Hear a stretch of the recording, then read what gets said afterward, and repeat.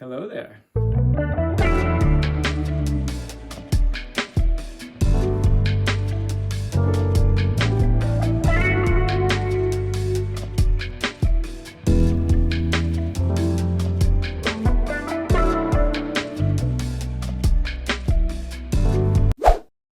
Hey, welcome to Stray Reviews. I'm Lee, and today we are going to take a look at probably my most worn piece of footwear in my closet.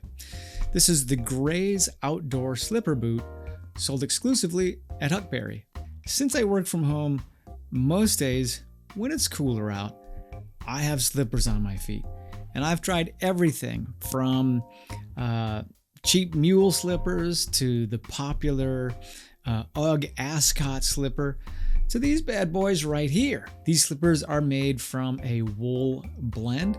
Now, Huckberry doesn't say what the wool is blended with, but my suspicion is that it's polyester. And the website says that these are temperature regulating and moisture wicking. They come with a rubber sole so that when you go outside with them, you won't ruin them. And a rubber toe bumper in case you stub your toe. There is also a leather pull tab on the back, making getting them on and off easier, and these elastic goring panels on the side. Huckberry says that these have a sleek, modern look that you can wear and never look out of place. I can think of a lot of places you can go in these and look out of place though. So what's my honest review of the Gray's Outdoor Slipper Boot? Well, we're gonna look at the good, the bad, and the bottom line. But first, I just wanted to let you know that there are links to the Grays down in the description below. They are affiliate links, and when you use them, they help the channel. Thanks. So let's start with the good.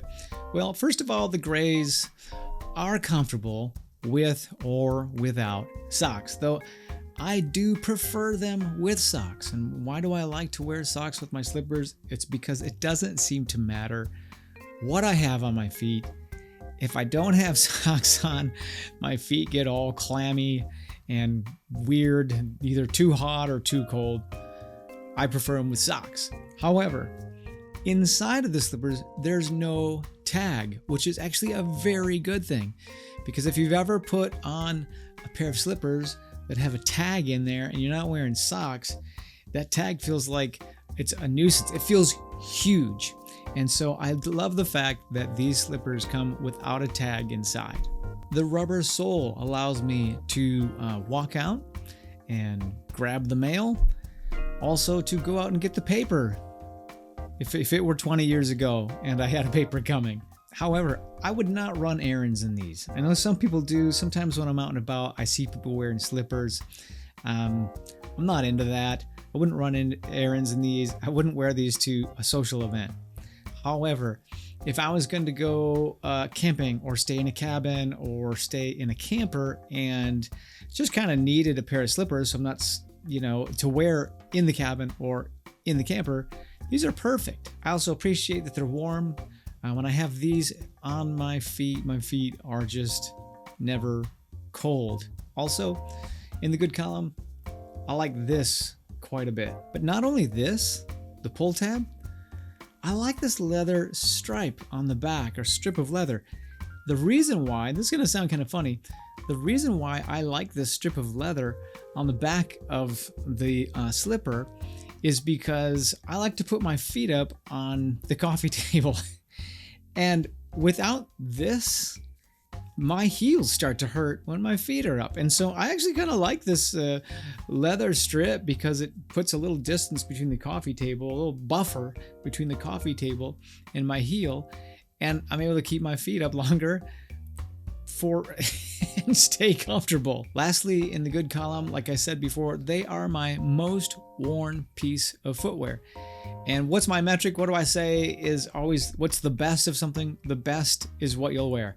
The best boots are the boots you'll wear. The best jacket is the jacket you'll wear. And the best slippers are the slippers you'll wear. So what about the bad? The bad, you may have already picked up on the bad. But the bad is these mama jamas after a few months pill so bad. And you can see just the pilling on these things. Now, look at that big pill. Now, the pilling does not affect the performance at all, obviously. So if you're like, well, is it, look at that one. So if you're like, well, you know, will the pilling make them any less warm, any less comfortable? No, but I don't like that they pill so badly, and so the pill goes at the top of the bad column. The other thing is I think that the marketing of these, even the name of these, can be a bit overselling. They are called an outdoor slipper boot. I wouldn't spend a whole lot of time outdoors with these. The whole point of having a slipper is you come in from the house, you take off your shoes so that you don't have dirt or mud. You're not dragging that stuff into the house. So you take off your shoes, but your feet are still kind of cold.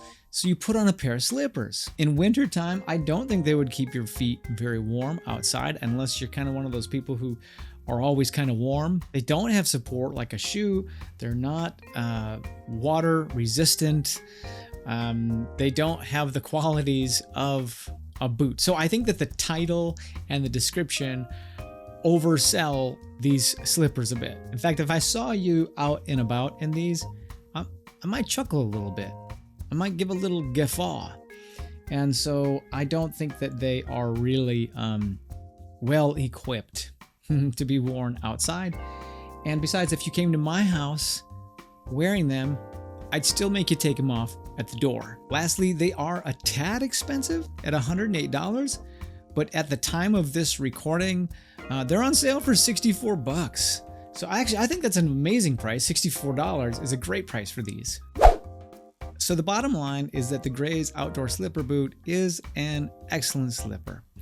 They're comfortable, they're durable for a slipper, and most importantly, they're warm. Despite the fact that they are sold as an outdoor slipper, I wouldn't go much further than the end of my driveway with them, and I wouldn't stay outside with them very long. All in all, they're a great choice, and I'm sure I'm going to get several more seasons out of these. Thanks so much for watching.